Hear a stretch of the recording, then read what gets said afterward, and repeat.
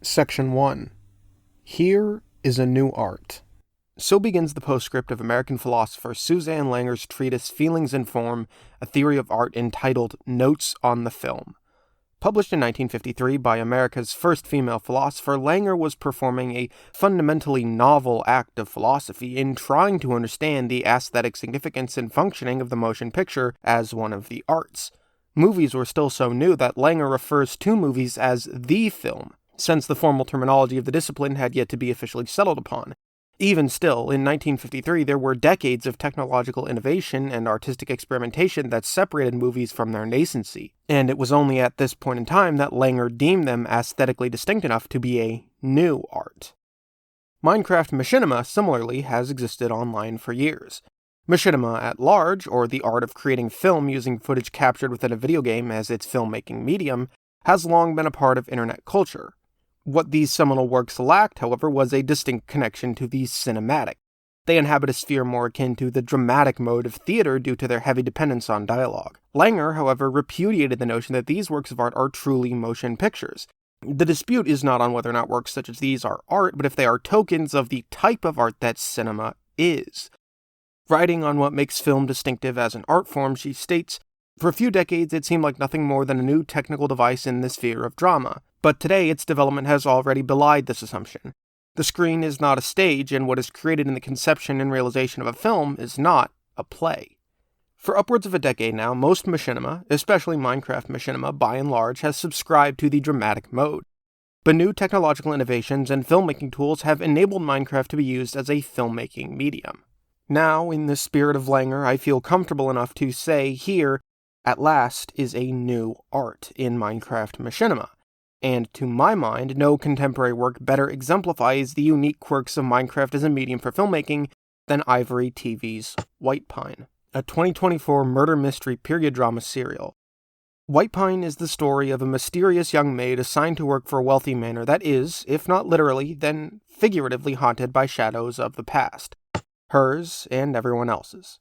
This summary, however, is wildly reductive. To call Whitepine purely a murder mystery would be to completely ignore its slice-of-life, period drama elements which paint a portrait of the cultural conditions of the other in community throughout the 20th century, a sort of royal other, those who exist outside the period's carefully delineated boundaries of race, class, religion, and creed. To call Whitepine purely a period drama, however, would be to ignore the parallel continuity of hidden videos that accompany the release of each new episode, all of which seem to be taking place in the present day and in the game of Minecraft. A story told in and about the game rather than merely through the game as the main text of Whitepine itself is. These paratextual accompaniments to the central story of Whitepine serve a metatextual function. Every discovery in the continuity of hidden videos encourages the viewer to see the text of the main series in a new light. With each subsequent episode released, hidden video uncovered, and secret world download file exhumed, it seems as if Whitepine is actively encouraging its audience to examine its own metatext. I do not claim to know the absolute metatextual meaning of Whitepine. I would contend there is not one by design. What I do claim, however, is access to a means by which this metatext can be analyzed so that the viewer can interpret the evidence before them and come to their own conclusions. Whitepine is many things simultaneously, but if I were to try and summarize everything it is in a singular word, I would call it a dream. And it is precisely this word that Suzanne Langer believes to be the hallmark of the cinematic mode, the thing which makes film a new art. Analyzing Whitepine through the Langerian lens of film as dream provides us with more utility than one might initially think. To Langer, cinema is the medium of dream because the viewer, or dreamer, is always at the center of it. Quote, "The dreamer is always there. Things may occur around her or unroll before her eyes. She may act or want to act or suffer or contemplate, but the immediacy of everything in a dream is the same for her." This philosophy is the purely distilled essence of Whitepine and of Ivory's own philosophy as a filmmaker. Preferring the use of protracted still frames, Ivory's camera becomes a portal through which the viewer is an immediate observer of this dreamlike world of her construction. We, through the blocking of her camera, are often placed in uncomfortable or claustrophobic positions, putting us in the seat of a spectator peering in pruriently from beyond a metatextual veil. Pulling back this curtain to make Whitepine more accessible and expose its artifice is the purpose of this piece. Section 2. Pure Cinema. Ivory's approach to filmmaking is most distinctly Langerian in its form and function. However, in order to understand how she employs this philosophy, we must first analyze the rare cases in which she subverts this cinematic shorthand, and to what effect. In a 1963 interview with fellow filmmaker Peter Bogdanovich, legendary director Alfred Hitchcock offered his own philosophy of film that provided a more definite technical apparatus by which Langer's dream mode functions internally, an apparatus Ivory makes liberal use of in the series' most pivotal moments. In his words, "Pure cinema is complementary pieces of film put together, like notes of music to make a melody. There are two primary uses of cutting, or montage, in film: montage to create ideas, and montage to create violence and emotions." To Hitchcock, cinema in its purest form as a mode for the experience of narrative happens through montage, here meaning merely the French word for the act and art of assembly, literally assembling a moving image.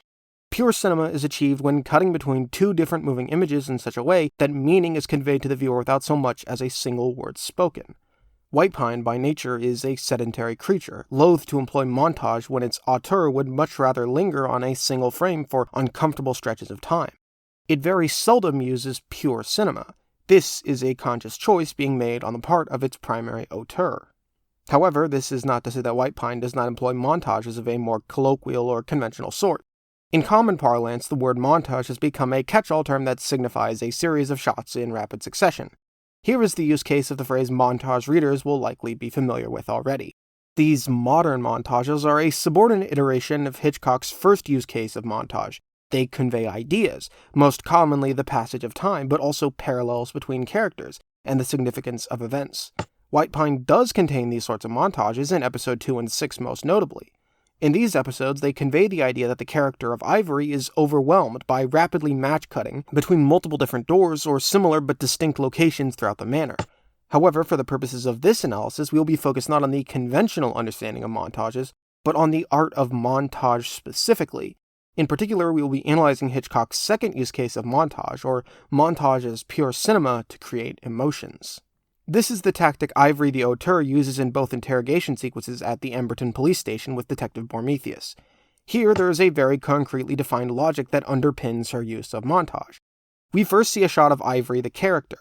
We then cut, and the camera assumes Ivory's position on the other side of the table, literally putting the viewer in the character's shoes. Everything from Ivory's unassertive nods to her shifting gaze is expressed in the way the camera moves, made all the more effective by the camera's typical tendency to remain completely motionless.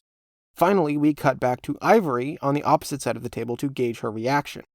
However, since the blocky character models of Minecraft machinima are inherently inexpressive, each subsequent cut back to the protagonist pushes further in on her face to heighten the viewer's sense of claustrophobia, and thus creating a sequence that ratchets up its intensity through the use of montage. Section 3. Gliding ghost-like. Pure cinema, however, is only one of the countless techniques in a filmmaker's toolbox. Indeed, it is in actual fact at direct odds with the next major technique we will discuss, as both seldom exist within the span of a single shot. Though Ivory prefers a primarily inert composition, she frequently betrays a fondness for moving the camera by her own hand to create a very specific sort of emotion. This cinematic technique is much more Langerian in its influence than the previous technique of pure cinema montage. In fact, Langer even goes so far in notes on the film as to suggest that movement of the camera is an inimitable facet of what makes the moving picture a distinctive poetic mode. Speaking of cinema, she writes, its artistic potentialities became evident only when the moving camera was introduced. The moving camera divorced the screen from the stage. This is likely because the liberation of the camera from a fixed axis allowed the viewer to adopt its perspective, essentially putting the audience on its dolly and allowing them to observe the events of a motion picture like a ghostly, gliding apparition with the camera as a conduit. There are two major cases of Ivory the filmmaker uncoupling her camera from its virtual tripod and taking the composition mobile, one in episode 1 and one in episode 4. The first time we were ever confronted with this technique is especially jarring, as up until the closing minute of the pilot episode, we have been lulled into a false sense of security by the static and immobile frame of the film.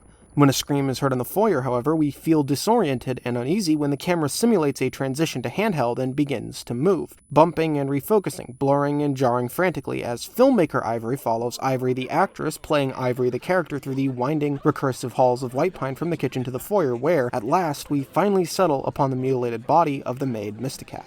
The second sequence, in episode 4, involves Ivory the character being ambushed by Detective Prometheus. Once again, we see the camera transition from a very smooth tracking dolly to a jarring handheld. As the frame pushes in gradually on Ivory, opening the gallery doors, we are rudely jarred from our assumption of safety as Prometheus appears before our very eyes. The camera unfocuses, blurring, and begins to tip backwards, framing the detective looming over Ivory ominously as we assume her perspective, craning up to behold his ominous silhouette. The application of this technique and the filmmaker's intended effect is very similar in both cases. Despite the fact that these sequences are markedly different in technique from the pure cinema montage discussed in Section 2, we can still see a similarity in their purpose, as well as an overarching cinematic shorthand for the emotions Ivory the filmmaker is conveying.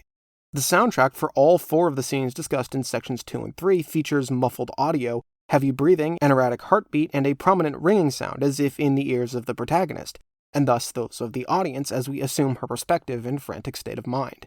Curiously, these sonic cues remain constant across Ivory's uses of both Langerian camera movement and Hitchcockian pure cinema montage, suggesting that even though these techniques are radically different, and indeed even diametrically opposed in their viewing experience and philosophy of film, the filmmaker is using both to very similar effect within the confines of her creation.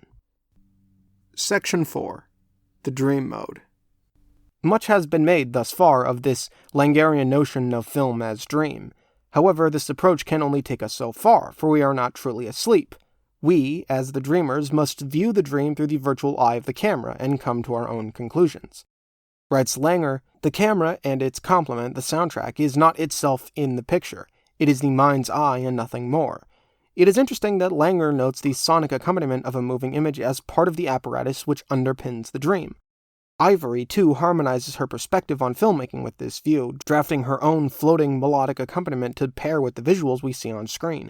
The music of Whitepine, much like the story it accompanies, is ephemeral and ethereal. This dreamlike artifice, however, extends beyond merely the camera and the soundtrack, but to the world of Whitepine itself as well. Writes Langer, one of the most striking characteristics of this new art is that it seems to be omnivorous, able to assimilate the most diverse materials and turn them into elements of its own. Architecture is one such art assimilated by film in Whitepine. Ivory is the show's primary architect, designing every element of its dreamlike world. Deserving of special attention, however, are 2 buildings in downtown Emberton, the Hemlock family sawmill representing industry and the cathedral representing religion. These 2 settings are constructed on a completely different scale from every other structure in the series. Both of these buildings are framed similarly too, with Ivory the character and the viewer by proxy through pure cinema, craning her neck up at the tallest of their towers. This startling discrepancy in its scale is no mere mistake. Rather, it is Ivory the auteur playing with the dreamlike quality of film. Here, she is intentionally increasing the physical prominence of certain buildings in order to denote their thematic significance to the social fabric of Emberton that oppresses the poor and downtrodden into silence. But what exactly constitutes the social fabric of Emberton? It is hard to say. Much like a dream, it is a subconscious, ephemeral regurgitation of countless influences, both overt and covert, modern and historical, a cinematic collage of contradictory ideas and techniques. The buildings of the city are English, Tudor specifically, but the topology is inspired by the northwestern United States. The social norms are antiquated, but the vernacular is contemporary. The homophobia we see is grounded in the social stigmas of the 20th century, but the language used to describe it hails from the 21st. Whitepine, thus, does not portray the reality of the past as such. It presents us with an imagined past, one that serves as an exaggerated caricature of 20th century social mores so that we adopt the perspective of its fictitious characters more fluidly. The dream operates solely by its own rules, its own internal logic that can only be understood through experience. It is blatantly artificial in its construction and makes no apologies for this fact. It is only through the blank, expressionless, cubist proportions of Minecraft's character models that Whitepine's themes of repression can be most properly rendered. The medium chose the filmmaker as much as she chose it in return. It is an unholy marriage of necessity that produces a final product only describable as dreamlike. Much like a dream, Whitepine defies every attempt to be understood. Ivory's use of a Langerian apparitional camera and sparing employment of pure cinema, when used in tandem as filmmaking techniques, creates a television show wherein the viewer is forced to take on the role of ghostly observer, almost voyeuristically peering into the going-ons of the Whitepine Manor. From this detached perspective, the viewer is encouraged by design to come to their own conclusions and to interpret these events however they choose. Upon adopting the Langerian approach of film as dream, I feel I have at last adequately addressed the central quandary at the core of Whitepine. Every element in the entire series leads me to a single thought. There is no single correct solution to Whitepine. There never will be. Ivory has created a work with so many carried internal contradictions in theme, technique, sensibility, and that its only possible purpose is to be interpreted, perhaps never actually understood. We may never know how or why or when Whitepine's two timelines converge. We may not even learn who murdered Mysticat. All theories under this paradigm are equally as valid, and only a matter of perspective. The only thing we can do is apply a rigorous and robustly regimented understanding of filmmaking techniques to our critique of the work, and make use of it to forge our own interpretations. And what are dreams in the waking world of reality if not matters of interpretation? Who can confidently say they understand a dream? Thus, after using Langer's notes on the film as a guide for my analysis, I can only conclude that it is metatextually meaningless. This is not necessarily a cause for despair, however. It is my contention that the serial's primary auteur has done so by design and with great deliberation. I believe Ivory's goal was to create a machinima that is amorphous and omnivorous in a truly Langerian sense, a show that consumes all and constructs in the mind of its viewer a meaning of their very own. And if this is indeed her goal, I believe she has succeeded. To quote Langer, "The art goes on. It swallows everything. The dream mode is an endless now."